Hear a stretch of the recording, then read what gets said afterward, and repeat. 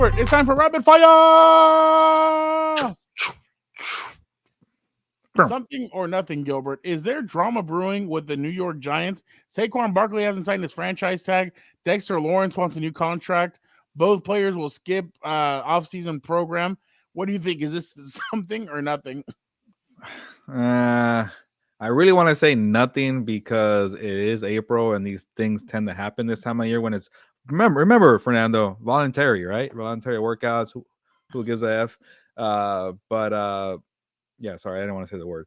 But the reason why I'm saying it's something is because I think the Saquon Barkley contract dispute is going to linger into the real season, or even training camp, because he is one of the best running backs in the NFL, and he's going to try to find out the hard way that he wants to raise. And when there's rumors about Dalvin Cook being cut and Joe Mixon, then you don't really have a case. But I think Saquon's going to fight to the end, and it's going to be something.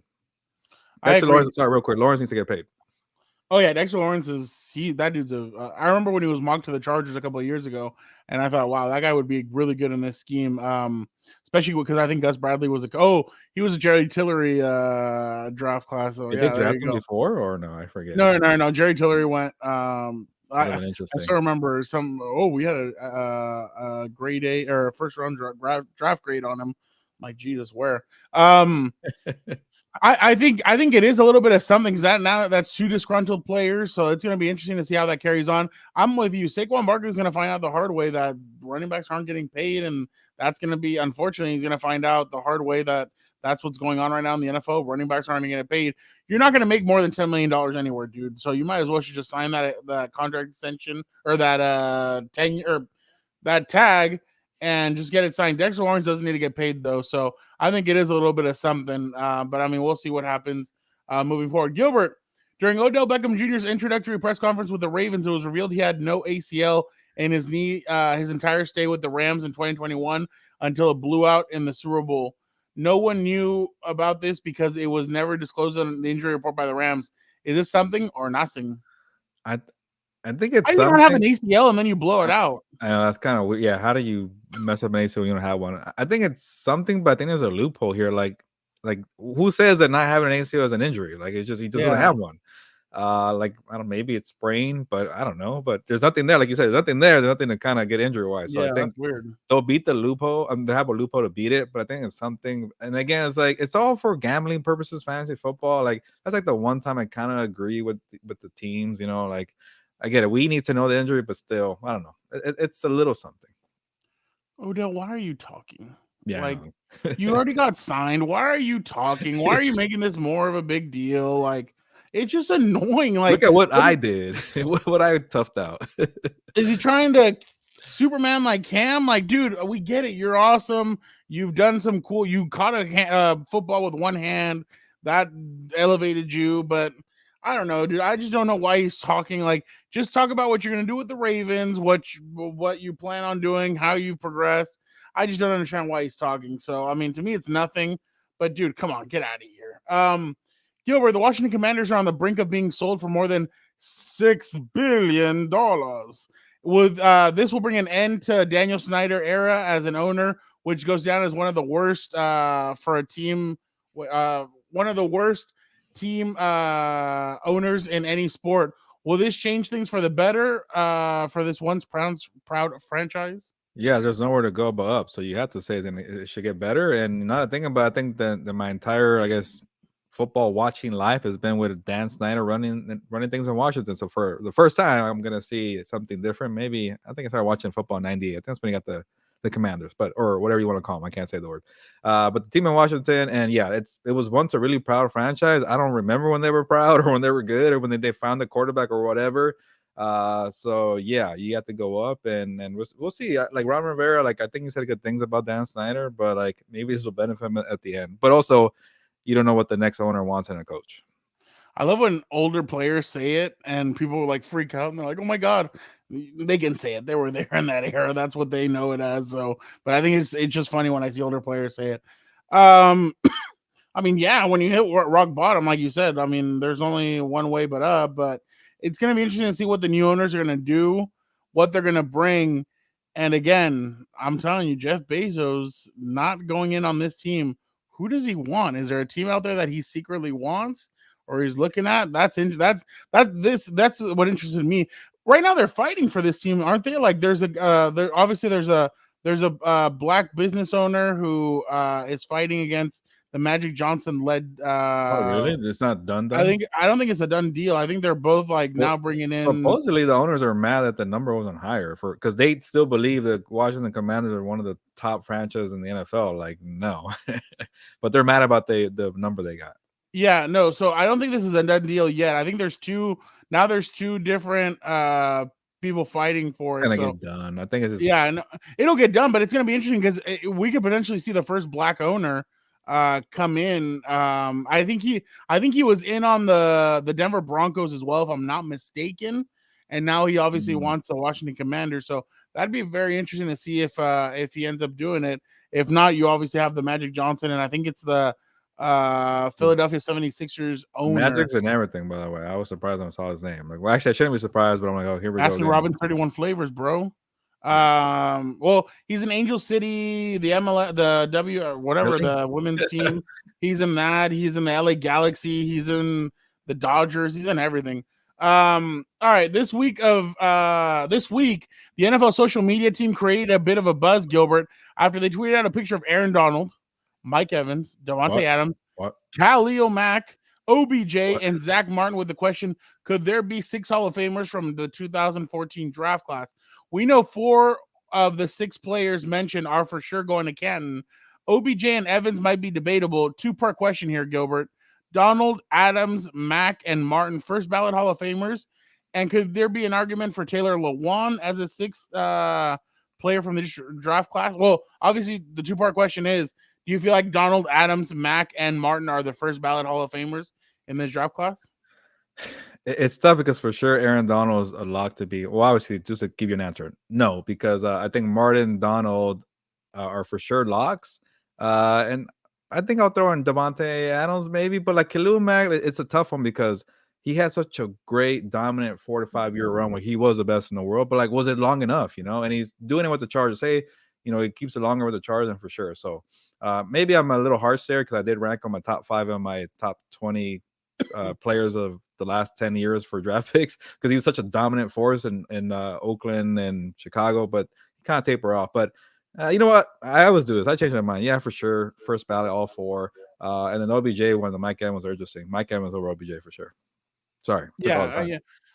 I don't think OBJ is at all. I don't think he'll sniff the Hall of Fame. I think he was a flashy player more than the production that was out on the field.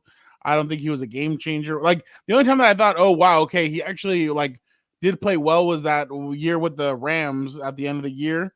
He put out a lot of production, but that was the only time that I actually thought, wow, Odell's sacrificing. He's doing what he needs to do for the betterment of the team. That was the only time that I ever thought he did. Mike Evans, I think, has a better shot at it than Odell does, just because he's won a ring. He was a big part of the team winning a ring. And then I think he has some big old stat about he's had 1,000 yards every single year since he came into the NFL. Something like that, right? Or so definitely like he has consistency and longevity. Like I like that. And for some reason I'm knocking Khalil Mack for that for some reason. But I guess do you think Mack and Adams for sure will be first ballot? Like it might be too harsh there right now. Yeah, I think Mack is gonna get in. I think Khalil Mack has done everything he needs to. He has the numbers for sure. But first ballot for sure in your mind? Yeah, because look where he came. They're also going to take into consideration where he came from. Buffalo. He was, I think, a 2-star athlete or a 1-star athlete. Like, nobody really gave him a chance. Even remember, the Raiders got crapped on when they took him. Everybody's like, "Why are the Raiders taking him? He's trash. He's from Buffalo. Blah blah blah blah. Why not go?" And that was one of the good draft picks that the Raiders had. Because I remember there's this graphic, and it's so embarrassing. It's like if the Raiders wouldn't have drafted this guy, the next guy was this guy. Like, and it was like Hall of Famer, like right after them. And here they actually nailed this pick, and fans were so mad at it. And it's like, no, this guy actually is legit. So I think they're going to take the story into consideration as well. And I think he does become See, I know where you're going along. The only reason I kind of hesitate Devontae Adams, he just started becoming like the for sure guy. Remember, it took him a while to get going, and I think that's why it's like the reverse Khalil Mack for me. Maybe he had a drop problem at the beginning. I remember with the Packers, and then he kind of got better. Mike Evans came out the gates like crazy, and it took Devontae to beat them eventually. That's why I'm a little hesitant. You know what? I'll do that. I'll say Adam. Out of those four, Adams is the biggest question mark. Out of those four, I think Adams is the bigger question mark out of those four guys. Gilbert, this past week we've seen two players in linebacker Devin White and safety Budda Baker request trades to another team. This comes on the heels of Colts defensive tackle Forrest Buckner saying, "I hate that word on the prospect of rebuilding." Is it fair or foul for veteran players to request trades from teams in rebuilding mode?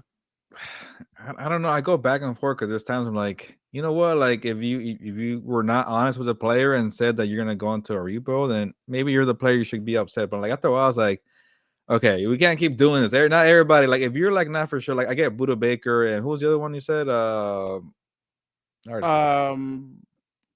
Baker and Devin White. Yeah, come on. like Budda Baker definitely has a better case than Devin White. Devin White, you're not even like you're a good linebacker, but you're not like the bona fide star there. And I know linebackers really like down. That year they won the Super Bowl, he was good. But I mean now Budda Baker too, like he's not like on the Derwin James, Minka Fitzpatrick level, but like come on guys, like eventually like get your contract and just or get the free agency and call it a day. But everybody crying about it, something like I get why you're frustrated, but after a while, it's like enough is enough.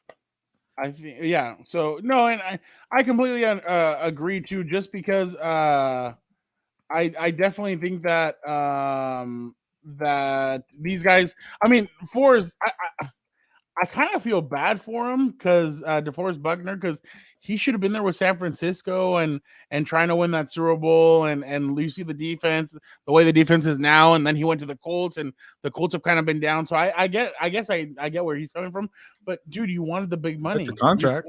You have to sacrifice the big money. Sometimes if you want to go play for a winner, you have to sacrifice the big money. He decided not to. He wanted the big money. There you go. So that's kind of, and Budda Baker's with David Molugheta actually. So that'll be interesting to see how that goes. He'll find a way to get his money. But yeah, exactly. Real quick, I forget about Buckner leaving the 49ers and going to the Colts. And that was one savvy move from the 49ers to like, hey, you know what? We can't pay everybody. You're good, but we got to keep it going here and you're gone. So that tells you how good, exactly. Dan's boy John Lynch and Shanahan are doing right there. Not exactly. John Lynch. Gilbert, last one. What will happen with Dalvin Cook and the Vikings amid his another running back, $10.4 million contract for the 2023 season?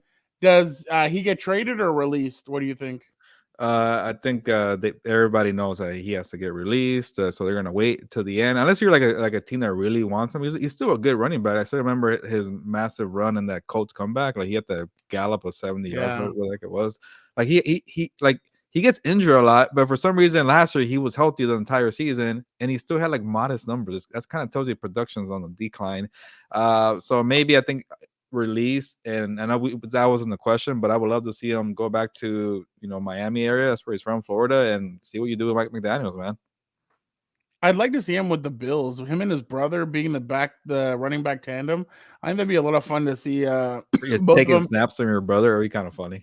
I mean, and that's the thing that's the funny part that I saw is that it said that I saw a report that he doesn't want to take away from it being his brother's team. But hey, it'd be fun if like both of you guys got to win a Super Bowl as the brothers on a team. Like I think that'd be definitely interesting. But I think he ends up getting cut, and I think he ends up going. Miami honestly would be probably unless Derwin can convince him to come out to the Chargers or somebody else can convince him to go elsewhere. But I think it's how about a trade? Eckler and there you go. Two disgruntled running backs. Two disgruntled running backs get traded for each other. By the way, what is Austin Eckler thinking when he's playing like games on Twitch, whatever? He's like, there's another running back who's better than me, like trying to get traded too. Like I have to wait longer. Like it must suck, He's been waiting. Is he still playing? He's still on social media doing all that stuff. He's doing the Experience app, as we know, because it came on the show. And but yeah, like when you have another guy who wants to get traded, like you're definitely second in the pecking order. I think. I don't know. Yeah, maybe. I don't know. It'll be interesting, but obviously, it is time now. Rapid fire is over.